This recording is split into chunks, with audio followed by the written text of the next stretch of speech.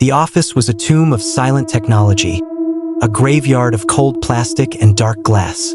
Outside, the city was muffled by a heavy midnight fog, leaving me alone in the sterile glow of the emergency exit signs.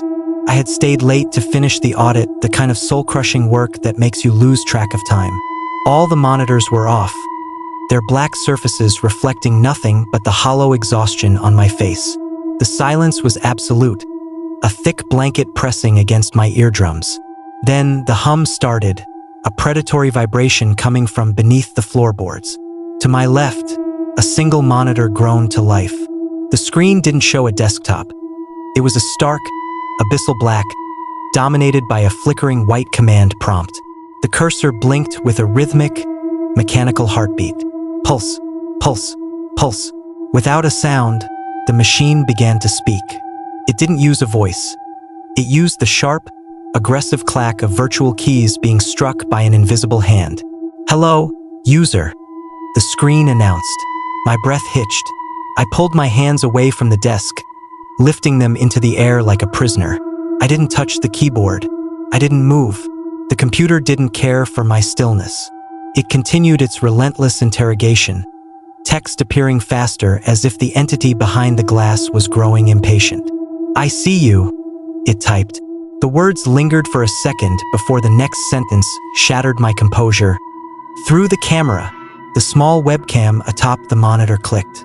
The tiny LED erupted into a piercing, blood-red glare. I stared into that glass eye, feeling a primal surge of exposure. I reached out to cover the lens, but the screen flickered violently, white static washing over the background. "Don't hide," the monitor commanded. A new window snapped open. It wasn't my reflection. It was a grainy, night vision feed of the hallway directly behind my office door.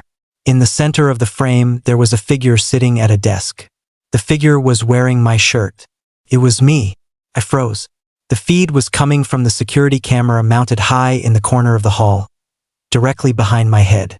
On the screen, I watched myself turn toward the office door.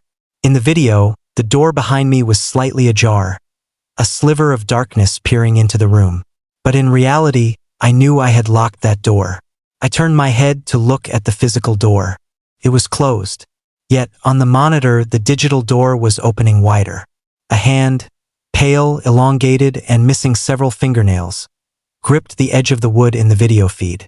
I looked back at my actual door. It remained shut. "Which is real?" the computer typed. The red light of the webcam began to strobe. On the screen, the pale hand was followed by a face, a featureless mask of skin where eyes and a mouth should have been. The entity in the video was standing directly behind the me on the screen. It raised a serrated blade, positioning it against the nape of my neck.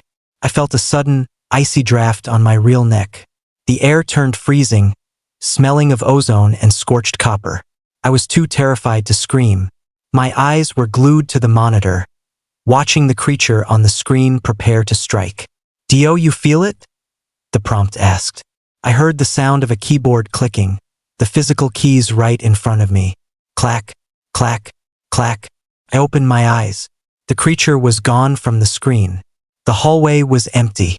The webcam LED was dead. Но на экране было финальное сообщение «Look up». I didn't look up. Instead, I saw the reflection in the now black screen of the second monitor.